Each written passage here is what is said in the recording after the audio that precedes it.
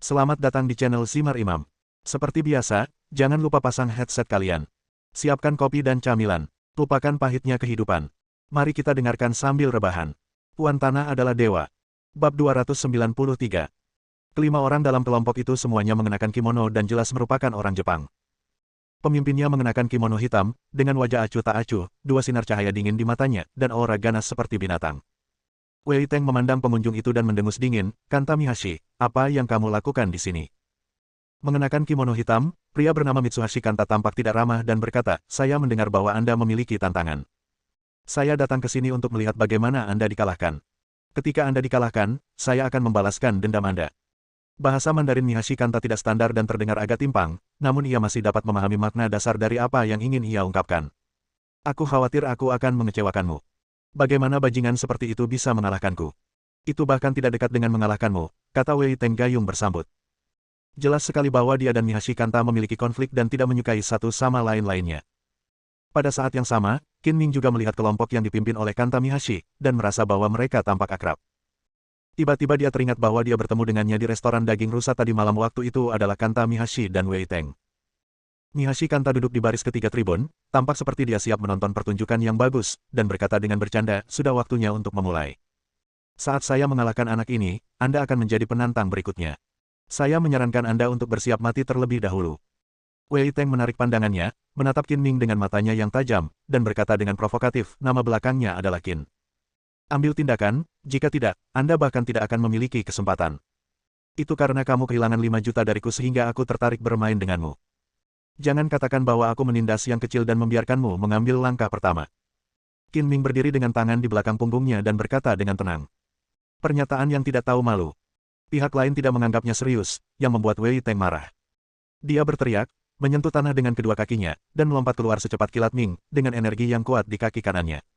Angin seperti cambuk baja yang menendang kepala Qin Ming, cepat dan keras. Wei Teng dikenal karena kecepatan dan keterampilan kakinya yang bagus. Dia dapat dengan mudah mematahkan tiang kayu bunga plum yang kokoh dengan satu tendangan. Jika tiang itu mendarat di kepala orang biasa, bahkan jika tendangannya tidak meledak, dia pasti akan mati. Inilah kekejaman tinju hitam.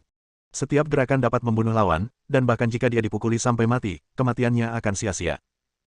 Qin Ming berdiri diam seperti gunung dan tidak melakukan gerakan menghindar. Dia dengan cepat mengangkat lengan kanannya, dan petir serta batu api bertabrakan dengan tendangan Wei Teng, membuat suara teredam seperti emas dan batu berbenturan. Pria jangkung dan yang lainnya semua mengira Qin Ming pasti mengalami patah tulang dan tendon, namun hasilnya mengejutkan mereka. Qin Ming masih berdiri di tempat yang sama, sementara Wei Teng terus berjalan mundur, dan berhenti hanya setelah mengenai tali pelindung cincin. Bentuk tubuh. Seperti kata pepatah, seorang ahli dapat mengetahuinya dengan mengulurkan tangannya. Wei Teng hanya merasakan sakit yang tumpul di kaki kanannya, dan bahkan lebih terkejut lagi, Qin Ming justru memblokir tendangannya dengan lengannya penghinaan dan ekspresinya menjadi serius. "Sepertinya kamu punya banyak masalah. Aku memang meremehkanmu." Mihashi Kanta di antara penonton melihat bahwa Qin Ming bukanlah seorang petinju kulit hitam terkenal. Ia menganggap kompetisi ini tidak ada yang menarik, namun saat melihat pemandangan di hadapannya, ia tiba-tiba menjadi tertarik dan tidak lupa dengan sinis berkata, "Wei Teng, apakah kamu tidak makan di pagi hari atau kamu digoda oleh seorang wanita tadi malam?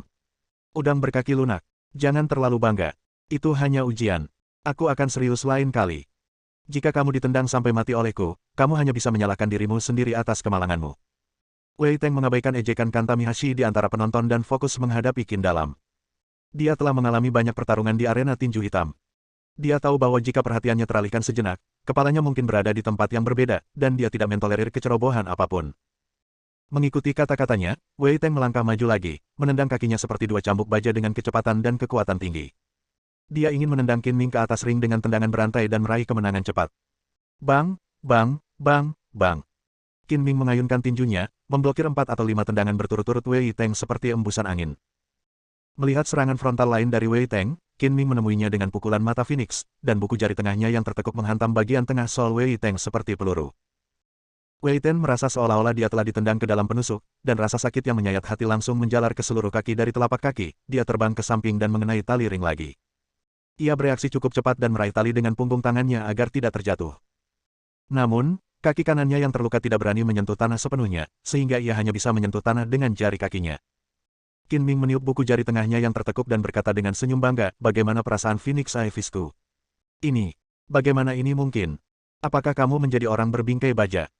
Wei Teng sedikit tidak percaya bahwa jari-jari Qin Ming tidak terluka bahkan setelah ditendang dengan sekuat tenaga. Ada surga di luar dunia, dan ada orang di luar dunia. Apakah kamu tidak memahami kebenaran ini?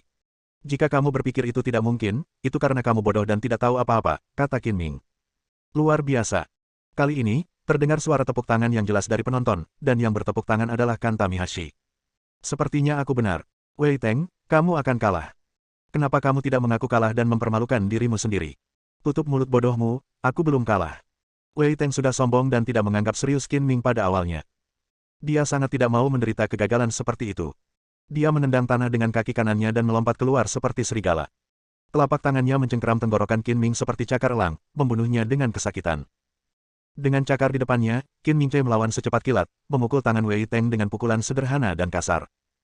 Dengan suara bang yang teredam, Wei Teng mundur lagi, terhuyung, terjatuh, dan dua jari di tangan kanannya patah dan berubah bentuk. Saudara Wei, Saudara Wei. Melihat ini, pria jangkung dan yang lainnya membuka mulut karena terkejut. Setelah pulih, mereka buru-buru bergegas kering. Wei Teng kalah dari Saudara Qin. Saya bersedia mengaku kalah dan mengambil uang dari taruhan. Xiao Yutong menghalangi jalan orang yang mengirimkan undangan perang dan memintanya. Saudara Wei bisa terus bertarung, jadi itu tidak dihitung sebagai kekalahan. Pria yang mengirimkan nota pertempuran itu berdebat sambil memeluk koper erat-erat dan tidak mau membayar taruhannya. Menang atau kalah sudah diputuskan, kamu masih ingin curang, apa kamu tidak tahu malu? Bawalah. Xiao Yutong menunjukkan sisi gadis kecilnya yang buas, dan memukul selangkangan pria itu dengan sebuah tendangan. Ah! Pria itu meratap, berjongkok sambil memegangi selangkangannya, dan menjatuhkan kopernya ke tanah. Jika kamu tidak makan roti panggang, kamu harus minum anggur sebagai hukumannya. Aku harus memaksa bibiku untuk menggerakkan kakinya. Xiao Yutong mendengus dingin dan membungkuk untuk mengambil koper. Minggir. Pada saat yang sama, Wei Teng dengan marah mendorong orang-orang yang mendukungnya di atas ring, dengan enggan bangkit, dan menatap tajam ke arah Qin Ming. Qin, aku mengingatmu, dan aku akan meminta bantuanmu di masa depan. Ajari aku dan kalahkan kamu dengan tanganku sendiri. Dengan keahlianmu, kamu tidak akan bisa menandingiku bahkan jika kamu berlatih selama 10 tahun lagi. Sebaiknya kamu menghemat energimu. Kamu sombong dan sombong. Cepat atau lambat aku akan membuatmu membayar harganya. Wei Teng mendengus dingin dan pergi. Seorang raja yang sukses dan bandit yang kalah, kualifikasi apa yang Anda miliki untuk berbicara besar dan mempermalukan diri sendiri? Mitsuhashi Kanta menyombongkan diri, sayang sekali Anda tidak dapat berpartisipasi dalam turnamen tinju hitam ini. Saya tidak dapat mengalahkan Anda dengan milik saya. Tanganmu sendiri. Ini sangat mudah bagimu. Setan kecil, jangan membuat pernyataan sarkastik seperti itu di sini. Jika kamu memiliki kemampuan, naiklah ke atas panggung dan tantang Qin. Aku yakin kamu tidak dapat membuat 5 gerakan di depannya, dan kekalahanmu akan lebih buruk daripada milikku. Wei Teng menahan amarahnya. Tidak dapat mendengar sinisme Mihashi Kanta, dia membalas, aku tahu kamu tidak berani, kamu tidak punya nyali, seorang pengecut berani mengolok-olokku. Aku sudah bilang sebelumnya bahwa jika kamu kalah, aku akan membalaskan dendammu.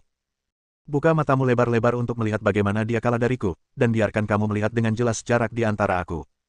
Mihashi Kanta berpikir Wei Teng dia jelas bukan lawannya.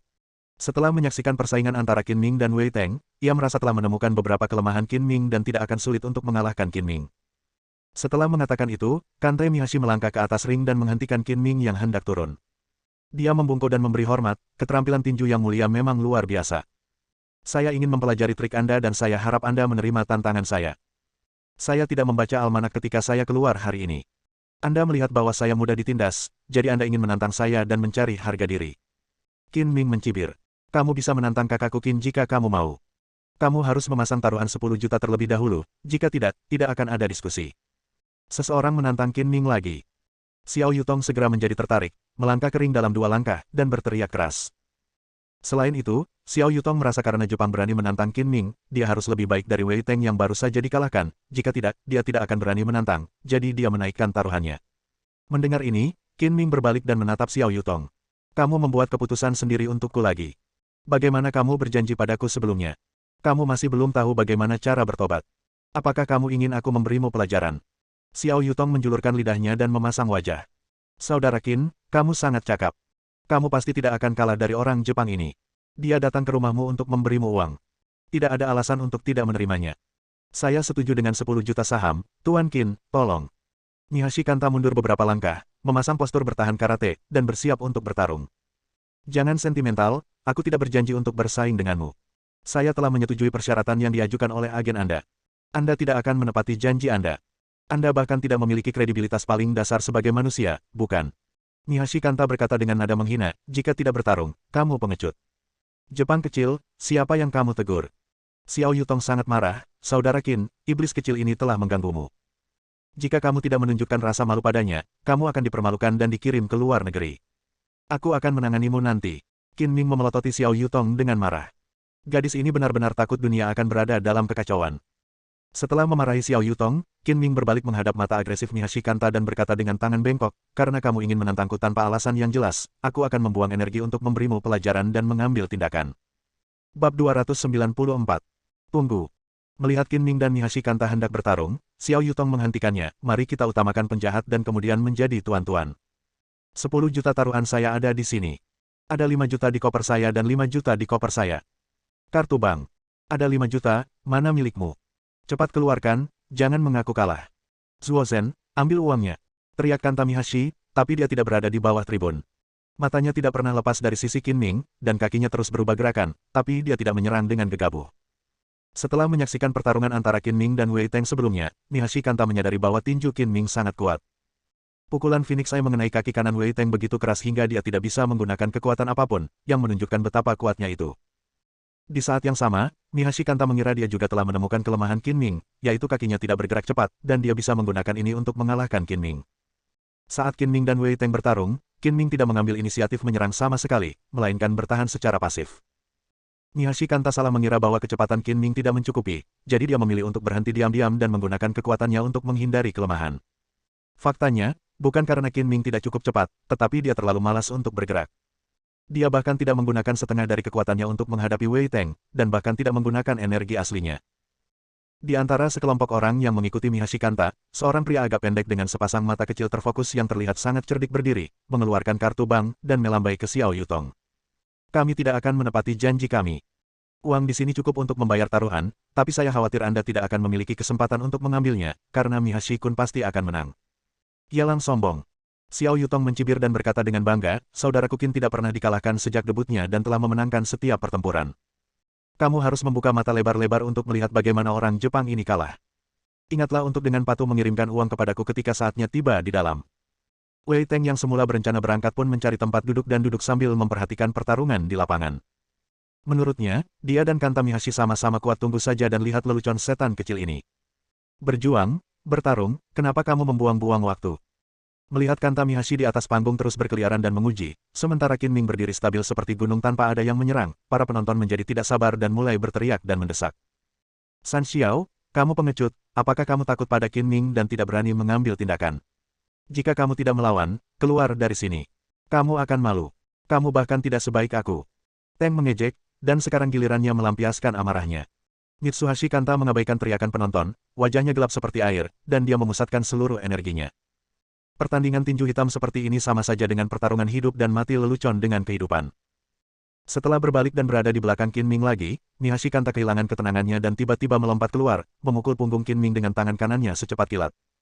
Saat berikutnya, Qin Ming juga bergerak, tubuhnya berputar dengan fleksibel, dan siku kanannya menyapu dan menghancurkan dengan putaran tubuhnya. Mihashi Kanta tahu bahwa akan sulit untuk menjatuhkan Qin Ming dengan satu pukulan. Pukulan ini hanyalah tipuan. Melihat gerakan Qin Ming, tubuh depannya tiba-tiba berhenti tiba-tiba anak sapi. Tidak lebih dari itu. Di mata penonton, Mihashi Kanta terguncang dan memakannya. Kerugian kecil. Mitsuhashi Kanta merasa bahwa penilaiannya benar. Tinju Qin Ming sangat kuat, tetapi keterampilan kakinya rata-rata. Dia dengan tegas menyerang strategi tubuh bagian bawah Qin Ming, memanfaatkan kelemahan musuh, mengejarnya dengan ganas, dan memperkuatnya tanpa batas. Memikirkan hal ini, Mihashi Kanta melompat keluar lagi, tubuhnya tiba-tiba memendek setengahnya, dan dia menyapu kaki Qin Ming dengan tendangan menyapu yang menyapu ribuan pasukan. Qin Ming menyentuh tanah dengan kakinya, melompat seringan burung layang-layang, dan dengan mudah menghindari pukulan itu. Bibir Mitsuhashi Kanta melengkung menjadi cibiran konspirasi yang sukses. Dia menunggu Qin Ming melompat untuk menghindar. Dia meletakkan tangannya di tanah, mengerahkan kekuatan di pinggang dan perutnya, dan mengangkat kakinya seperti dua ular piton untuk melingkari kaki Qin Ming. Jurus pencekikan dua kaki ini merupakan salah satu kartu truf Mihashi Kanta. Ia suka menggunakan kakinya untuk mencekik leher musuh, membunuhnya dengan satu pukulan, namun, karena ia takut dengan tinju Qin Ming, sulit mencari peluang untuk mencekik leher Qin Ming. Oleh karena itu, dia memilih untuk memelintir salah satu kaki Qin Ming, menyebabkan Qin Ming benar-benar kehilangan kemampuannya untuk bergerak. Pada saat itu, Qin Ming tidak punya pilihan selain dibantai olehnya. Melilit kaki kiri Qin Ming, cibiran Mihashi Kanta di sudut mulutnya menjadi semakin menyeramkan, seolah-olah dia telah melihat adegan Qin Ming jatuh ke tanah dengan kaki patah. Tidak bagus. Melihat ini, Wei Teng merasa gugup. Dia sangat mengenal Kanta Mihashi dan tidak ingin melihat kaki Qin Ming patah menemukan keseimbangan batinnya. Saat Qin Ming baru saja mendarat di tanah, kaki Mihashi Kanta langsung meledak dengan kekuatan terkuat, berputar seperti tikungan. Namun, dia menemukan bahwa kaki Qin Ming seperti tulang baja dan besi, dan tidak digerakkan sama sekali. Idiot! Qin Ming mencibir dengan jijik, tiba-tiba mengangkat kaki kanannya dan menendangnya ke bawah. Hanya terdengar bunyi, klik dan salah satu kaki Mihashi Kanta patah. Rasa sakit itu menyebabkan dia terjatuh ke tanah dan berguling-guling, tidak bisa bangun lagi. Oke, kamu pantas mendapatkannya. Wei Teng langsung tertawa terbahak-bahak, merasakan nikmatnya membalas dendam. Jika dua jari di tangan kanannya tidak patah, dia pasti akan bertepuk tangan kegirangan. Nyisashi-kun. Beberapa orang Jepang buru-buru bergegas kering untuk memeriksa luka Kanta Mihashi. Kamu benar-benar mematahkan salah satu kaki Mihashi-kun, mencegahnya berpartisipasi dalam turnamen tinju hitam. Kami juga akan mematahkan kakimu untuk membalaskan dendam Mihashi-kun. Dua di antaranya menjebak Kanta Mihashi, dan dua lainnya pria itu menatap Qin Ming dengan marah. Wajah Qin Ming menjadi gelap, dan matanya dingin dan dingin. Jika kamu berani menantangku, kamu harus bersiap untuk mati. Jika kamu masih ingin membalas dendam padanya, datang dan cobalah jika kamu memiliki kemampuan. Kedua orang Jepang yang berteriak-teriak itu segera ditahan. Bahkan Mihashi Kanta bukanlah tandingan Qin Ming. Mereka mengambil posisi menyerang tetapi tidak berani melangkah maju. Kamu tidak boleh kalah. Apakah kamu ingin menindas mereka yang memiliki lebih banyak orang? Xiao Yutong melangkah ke atas ring dalam sekejap dan berdiri bersama Qin Ming, alisnya terangkat dan matanya yang berbentuk almond membulat. Tunggu saja, seseorang dengan sendirinya akan memberimu pelajaran. Kaki Mihashi-kun tidak bisa dipatahkan dengan sia-sia, ayo pergi. Kalian boleh pergi jika kalian mau, tapi simpanlah uang judi 10 juta itu, jika tidak kalian semua akan menjadi cacat dengan satu kaki. Teriak Xiao Yutong dengan ganas seperti singa kecil yang marah. Aku kalah, Zuo Zhen, beri dia taruhan. Mihashi Kanta menyeringai kesakitan dan berlumuran keringat dingin. Dia kalah dalam pertarungan, tapi dia tidak ingin kehilangan martabat terakhirnya. Hanya 10 juta, aku. Kami tidak boleh rugi, ikut saya dan transfer uang kepada Anda. Salah satu pria bernama Zuo Zhen berkata dengan suara yang dalam. Melihat Kanta Mihashi dibawa keluar ring, Wei Teng melangkah maju menemuinya dan mengejeknya dengan liar, kubilang kamu akan berakhir lebih buruk dariku. Aku benar. Bagaimana rasanya? Haha. Jangan berpuas diri. Bukannya aku dikalahkan di tanganmu. Kamu hanyalah seorang jenderal yang kalah. Apa hakmu untuk mengolok-olokku? Kanta Mihashi berkata tidak yakin. Tentu saja aku berhak mengolok-olokmu. Kenapa kamu begitu tidak yakin sampai-sampai kamu punya kemampuan untuk menggigitku?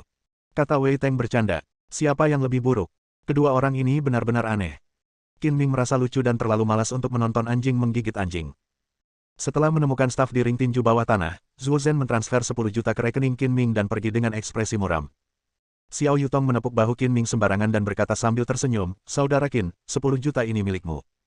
Aku hanya ingin 5 juta, yang berarti kurang 1 juta dari bagian yang disepakati. Menarik bukan? Qin Ming melotot, dan sebelum Xiao Yutong bisa mengelak, dia memukul pantat Xiao Yutong dengan keras dengan 2 tamparan. Mari kita lihat apakah kamu berani menimbulkan masalah di masa depan dan menggunakan aku sebagai alat penghasil uang. Rasa sakit yang membakar datang dari pantatnya yang belum pernah disentuh oleh laki-laki. Xiao Yutong tiba-tiba merasa seperti ekor kucing diinjak. Dia melompat sambil berteriak dan mengertakkan gigi ke arah Qin Ming. Jika kamu berani memukulku, aku akan melawanmu. Teriak lagi, dan aku akan memukul pantatmu menjadi 8 bagian. Qin Ming berbalik ke samping dan menamparmu 2 kali. Aku sangat marah. Xiao Yutong menjadi gila, mencakar Qin Ming dengan tangannya seperti kucing, tapi Qin Ming meraih tangannya dan menjepitnya di bawah ketiaknya, tidak bisa bergerak. Dengan cara ini, pantat Xiao Yutong benar-benar terlihat oleh pandangan Qin Ming. Lengkungan menarik dari tubuhnya yang terbalik membuatnya sulit untuk ditanggung, tetapi Qin Ming masih menamparnya beberapa kali sebagai hukuman. Berhenti. Pada saat ini, suara wanita yang agung datang. Fang Zuqing, wanita pemilik Neptunus, melangkah maju, diikuti oleh seorang wanita yang mengenakan topeng putih yang menutupi separuh wajahnya. Apakah terlalu sopan menindas seorang gadis? Fang Zuqing berkata dengan sungguh-sungguh, dengan ekspresi dingin di wajahnya, alisnya sedikit berkerut, dan ekspresinya tidak senang. Bos Fang, sepertinya Anda salah paham.